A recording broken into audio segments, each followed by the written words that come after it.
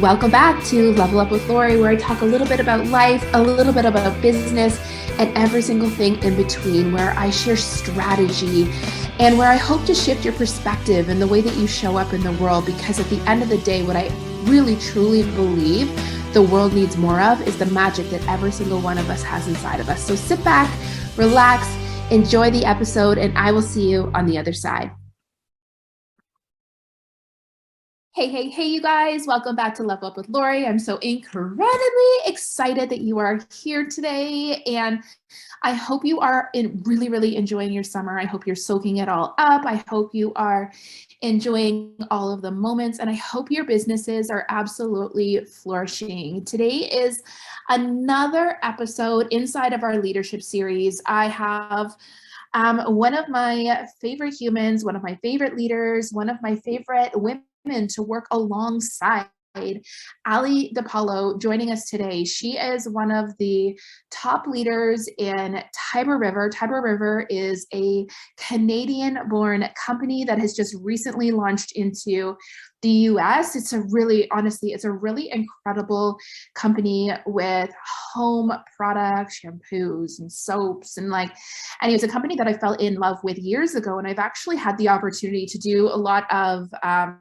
work with their head office and a lot of work with women in their field. So it is a company very, very near and dear to me. And it is honestly such a privilege to have a leader like Allie on the episode today. She kind of just gets down to the real nitty gritty of leadership. And what's interesting is that I've known Allie I've known her for years. So I've seen her in different legs of her journey, and I've seen her really grow into the leader that she is today. And I know the magic that she brings to the table.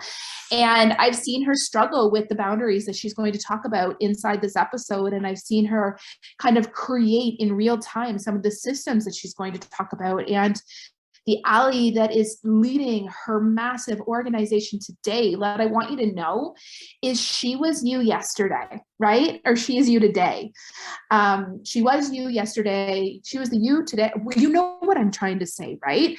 The thing is that what I want you to be grasping from this leadership series is that you get to choose the path for your business. You get to choose what you're going to do inside of your organization. And you guys, choose big and step into those shoes today. Always act like the leader that you are going to be, and build those systems now, build those boundaries now, because it is right around the corner for you if you really set your mind to it. So dig into this episode, grab a pen and a paper, or if you're driving, be prepared to pull over and take notes, because I know you're going to be incredibly inspired, and you're going to want to go check out Allie over at directly_inspired on Instagram. She has incredible, if you love the Enneagram, or even if you want to just learn more about it, she is going to become such a massive resource for you. I already have the behind the scenes of what is coming out in her world, and I am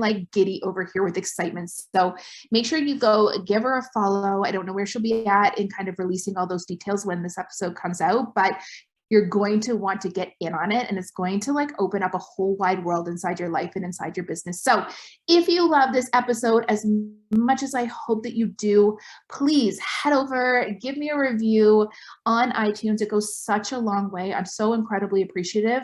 And if you can share this with your team, share this into your socials, give it a little bit of love and help it spread its wings and fly even further, I will love you forever. Together, I feel like we are so much stronger, but it takes that linking of arms and that working together and sharing those resources that are making an impact on us. So sit back, relax, enjoy. I hope you love it, and I hope you have an incredible week, and I will see you next week, same bat time, same bat channel, over in the next episode. All right, so we are here with one of my absolute favorite people, which actually I think, Allie, you have already been on the podcast, haven't you? I have. It's been a while, but you were one of the first people I ever interviewed on season 1.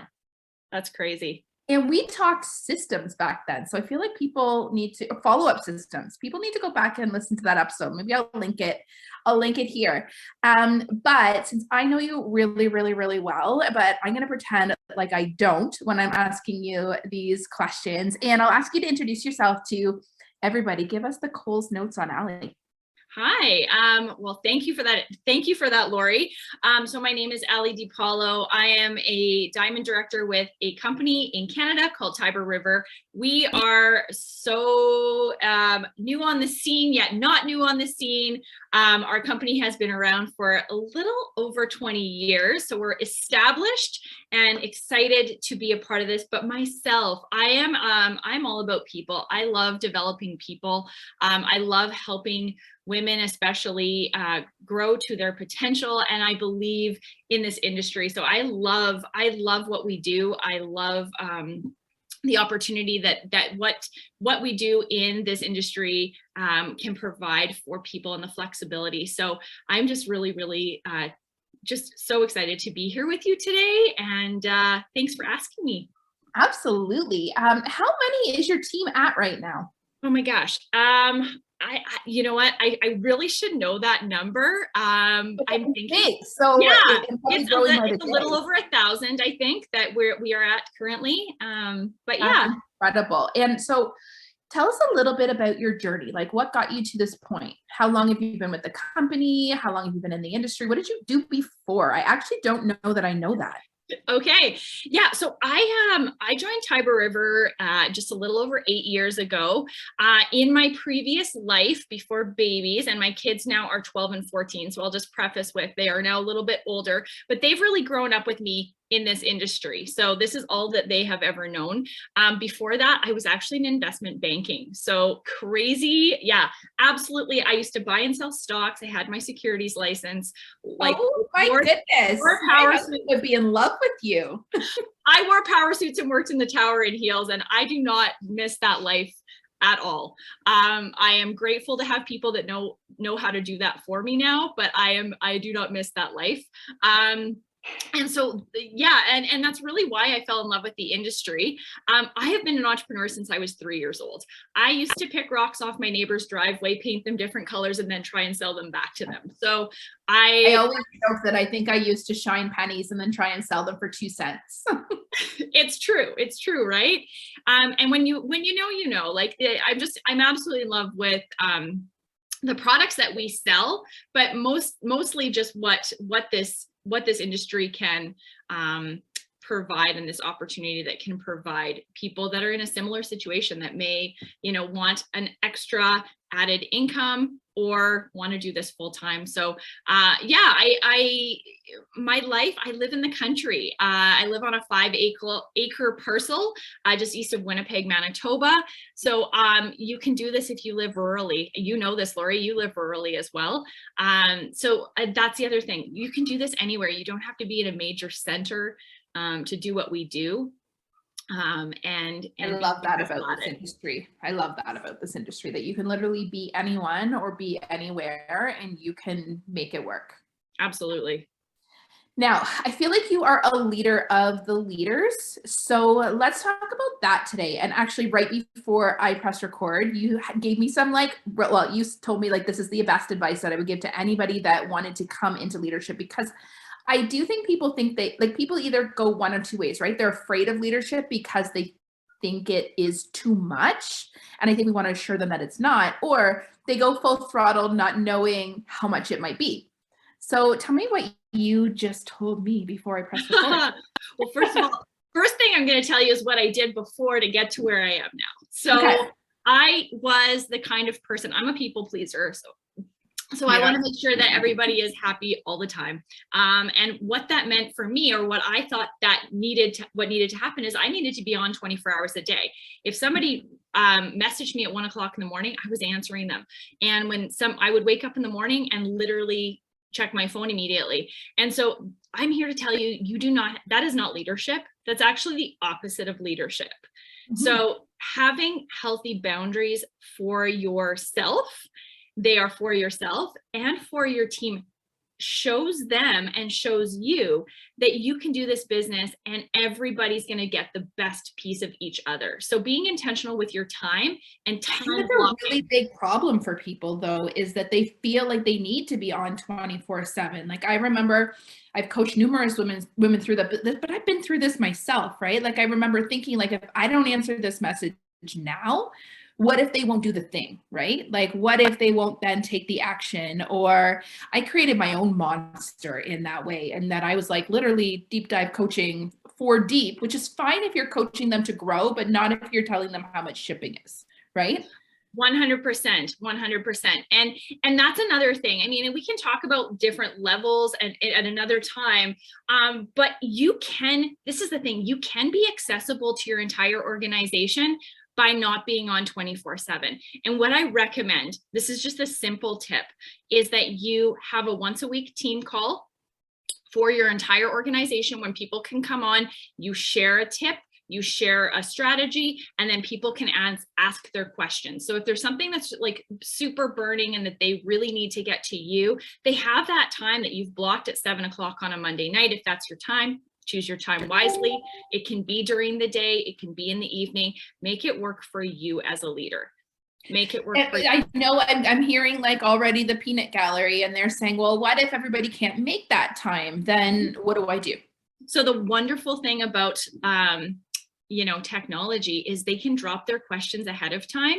And even if they're not able to make the call, we're on Zoom right now. So you can press record, they can come back and they can listen to you answer their question during the time, even if they're not able to make it. So whether it's long or short, you can also set up Q&A Wednesdays or whatever. Like a gal on your team, or no, she's not on your team, but she's with Tiber as well. Jess, she does that every Tuesday. She throws out a question and answer post, and then every Wednesday she hops on live in her group and she answers all of those questions. It's almost like a coffee chat that she has, really relaxed. Everybody feels supported. Everybody gets there. Like, I love that method. It's so simple, and yet it's accessible to everybody.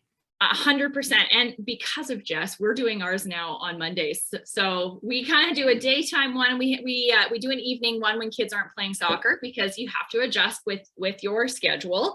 But you want to make sure that you are accessible. You don't want to be like, what's the password behind a locked door so people can't get to you. But you have to be strategic with that, because when 1,000 people have questions, and also lean on the resources that your company has provided. We have an amazing customer service team. And I used to they would go through me, and then I would go to customer service, find out back to me and back to them. Like, that's just silly. Get them to go to the people that can fix the issue, right? Use your resources, use the resources that you have. In our position, our job is sales and growth. So how are we supporting them in sales and growth versus my credit card's not working, right? So true, right? Like, if you're going to spend your energy to help people, you want it to be actually something that like lies in your zone of genius, right? Because there's other resources. And so how do you, because you already said you're a people pleaser. This was me too. How do you teach them to find the answers for themselves? I'm all for systems, right, Lori? And I know you are too. I mean, I have created flowchart after flowchart. I just, I have a resource kind of like little thing that says, if I'm looking for information on this is where I will go to find it. So oftentimes, I mean, I will tag them in that post, or I will ask them, where do you think you'd find that information? Ooh, I like that. And if you don't answer somebody within the first 10 minutes, oftentimes what will happen is they'll actually go find the answer. Yes. And so I found that it's amazing what happens when you are not like readily available, is that people all of a sudden become resourceful. 100%. 100%. So do you create, like, I know you probably have really good boundaries. So what are some of the boundaries that you would recommend for other emerging and budding leaders? Honestly, right out of the gate, I would say establish a once a week connection time. So just say, here's the time. I've got one daytime slot and one evening slot. If you want to do a one-on-one kind of thing, you can book into one of those 2 time slots. And then have a group chat, or have a group chat. The cool thing about group chats is they can support each other within that chat. So you're not the one-way, it's not a 2-way street. It's like they post a question in that group chat, and then it goes out to the whole group.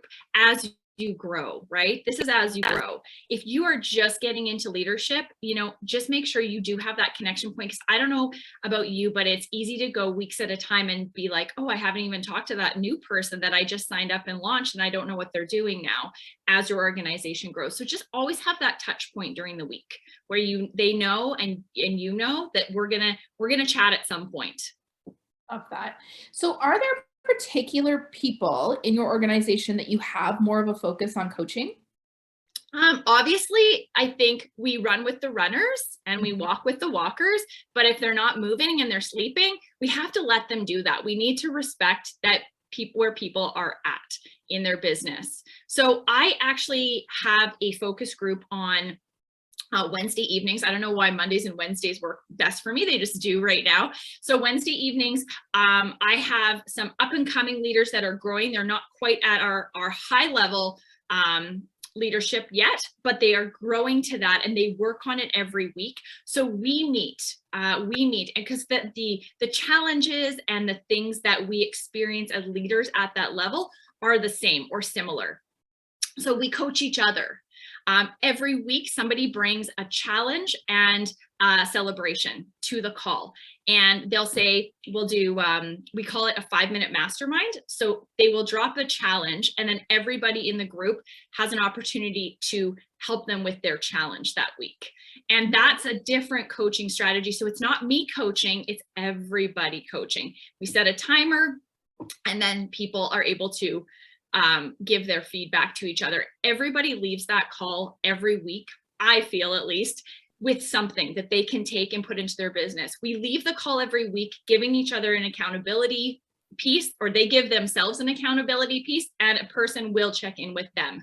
So it's not just me. It's me. It's, I love that. Coach smarter, not harder. It's so incredibly duplicatable too, which I think is like, for new leaders, I think we have this tendency to overextend ourselves because we only have 2, 3 people, 4 people maybe, and growing.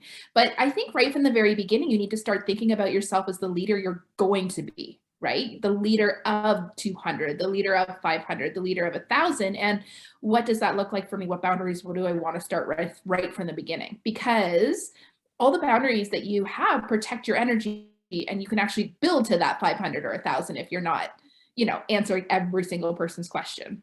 Exactly. And I will say this too, because a lot of times we feel, and we have to remind ourselves, especially if we are an employee at a company for our day job, or we've been employed in the past, we have to remind ourselves that each one of us is our own business. And so we're not anybody's boss, and we are also not their employer. So making sure that those expectations and those things are communicated in a really kind way, so that people know that, you know what, I am here to support your business while also running my own business. So we're in this together, but you are your own business. So how you choose to work your time, and I can share different ways to help you with that, is really up to you. And that's something that takes a little while that's like a programming thing, right? That takes a little while. It really is, because I think that we are raised in a particular way, right? And I have definitely, and I'm sure you have had this experience in the past where people have come to me and said, like, listen, like, my leader's not doing X, Y, Z, and you just have to like take a step back. And leadership is not owed to us, right? Every single one of us is capable of building anything that we want without anything else other than ourselves and the company resources. Absolutely. And we've had to be resourceful. We've built our company resources, being young to the industry. So yeah. And I mean, what a gift that's been as well, to be able to do that. But I think but at the end of the day, all of the things, all the tools that you need are available to you on the internet as a whole, not just your company, not just. I mean, there's coaches out there that'll teach you how to do it.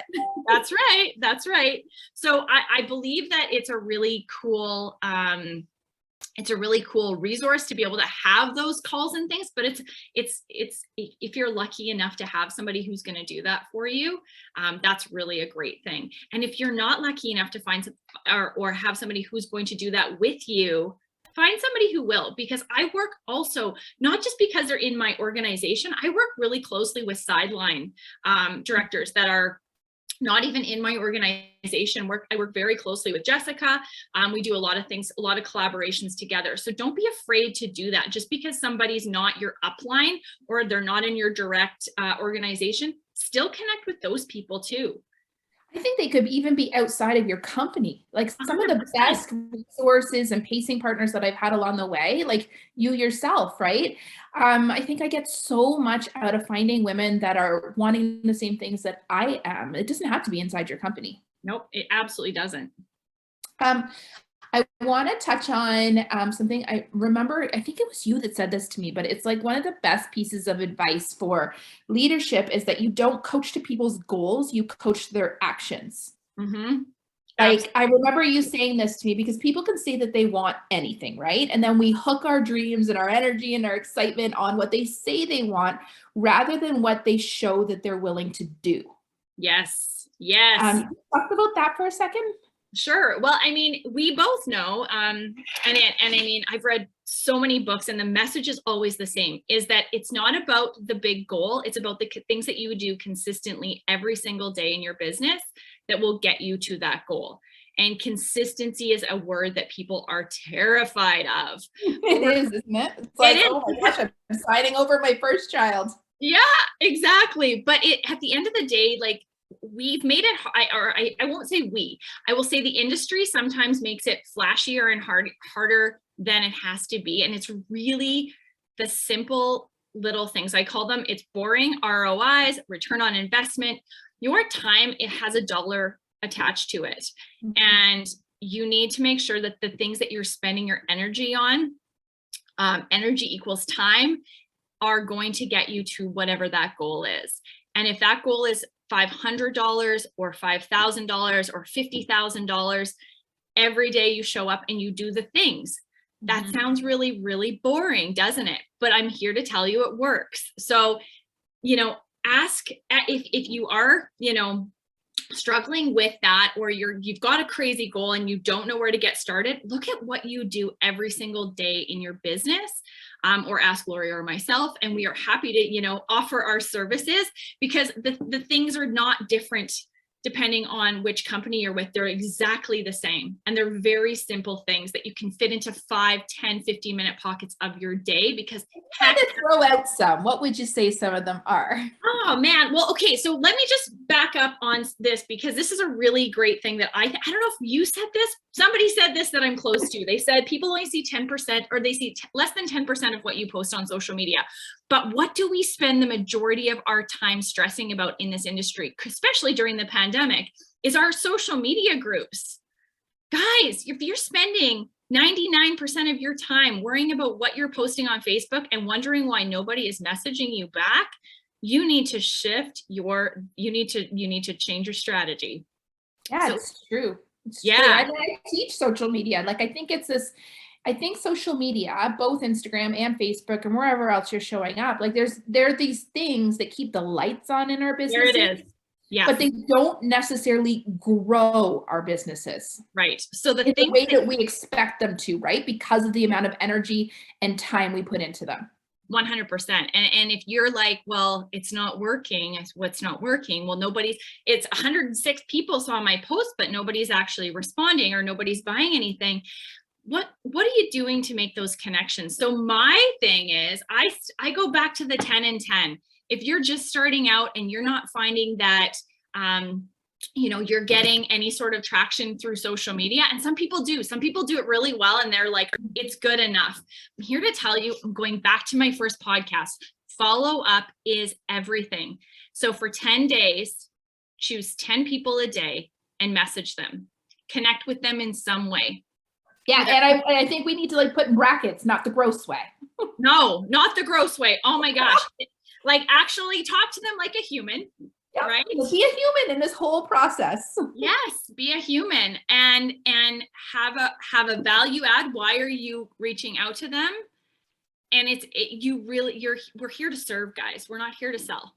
Mm-hmm. And it feels good when you come from a place of serving without having your expectations attached to that ulterior motive. There is no expectation when you reach out. The expectation is that I'm just here to say hello and thank you for being part of my organization, especially if you have not reached out in a long time. Just thank you for being here. And especially if you have a consumable product, right? Like people need you to take care of them. I'm certain you will, and I think we've all done this. Let's say we buy religiously from a certain shampoo company. What happens if we forget to fill it and we know shipping takes 3 days? We head to Shoppers Drug Mart and we fill it ourselves because we have an immediate need to wash our hair, right? So it's our job to provide that level of service that allows people to never run out, to always be really well taken care of. Absolutely. And however you track your customers, because I know a lot of us do bulk ordering, especially in my company. However you track your customers, make sure you know what they bought from you last. Make sure you know that, if they bought something from you 6 months ago, they're going to need more. 4 months ago, they're going to need more, depending on what size they bought. That's a really good point, Lori, is like when you're coming at them from a place of service, it's not from a place of expectation. That's right. And it changes the energy of the way that you go into this conversation, because like when we're going for a big goal and we're doing the begging and stuff, like that doesn't feel good. However, if you were to like step back and think to yourself, like, I am actually doing them a disservice by not following up, it changes the way that you approach it, right? Like let's say there's something that advantageous to them. For instance, let's say that you have a birthday program in your company and you don't reach out and tell people about it, you're kind of a jerk. Right? Yeah. Like you're doing them a disservice. Wouldn't you want to know if one of your favorite companies was offering you a discount 1 month? Absolutely. Absolutely. Yeah. And that's just it, right? It's what is the gift that you're offering today? Yeah. And so I think if you're struggling with this, think about the way that you're looking at it, right? Like think about your intention going into it, think about your mindset going into it, and try to come at it from a way of serving rather than like receiving. Absolutely. Absolutely. And that's like one of 10 things that you can do, consistently every day. 1 of 10, you guys. So Lori's going to elaborate more on those things. I know she's got some plans for you. But yeah, reach out to me too. If this is something that you are challenged with, that the goal seems bigger and you don't know how to break it into those things, we're here to support you with that as well. That's what we love. We love doing that. The last piece that I always like to end every podcast episode with, because I am like a self-development and business development junkie, is do you have like a favorite podcast, a favorite book, like any kind of resource that you feel like every woman needs to like absorb this? Okay, so I love this question. And my answer, I have so many things that I love. Podcasts. I got out of podcasts for a while and I just kind of got back in my head with music because music is really inspiring for me. But you know this, and not a lot of people know this, but they will know this soon, is that I love the Enneagram. I love the fact that information coming into my head, into your head, is processed differently and how it comes out. So I'm absolutely interested in people. I have a stack of Enneagram books that I am obsessed with. I'm just going to show you one. Okay. So this is called The Honest Enneagram. It's by Sarah Jane Case. You can follow her on Instagram as well. It's a fun read. It looks thick, but it's not thick. It's like a great little, too, yeah. It's a great little beach read. And honestly, it's just Honest Enneagram. About the Enneagram. Yeah. Know your type, own your challenges, and embrace your growth. This book is awesome. And I would recommend it to anyone. The other one is called Enneagram Made Simple. And it's by Ashton Whitmire Ober, also on Instagram. She's awesome. So you can follow these two ladies. If books are your jam, pick these ones up. They are so good. I believe they will change your business. I believe they will help enhance your relationships with everyone in your life. They're just really great reads. And this is something that you are going to be sharing a lot more of, correct? Yes. Yeah. Hopefully this fall. Well, I'm not even going to say hopefully, because I'm not going to put the hope behind it. It's happening this fall. So this fall, I will definitely be elaborating on what we're talking about here, but looking close. People want to follow you over on Instagram and get the first details about all of the business things, plus Enneagrams and all things Allie. Where would they find you? So currently, okay, you guys, my Enneagram's disaster. Lori's going to help me with this, but where this will eventually land will be at directly_inspired on Instagram. currently you're going to see a lot of really fun things about my life, my family, and me balancing on a really crazy skateboarding thing. So stay tuned. There will be more happening there, but currently that is what is happening. Balancing on a fun skateboard thing. Listen, I'm gonna be a surfer one day. This is gonna happen. Is this like an analogy for life? Pretty much. I mean, we could go there if you wanted to, but this is really, yeah, no.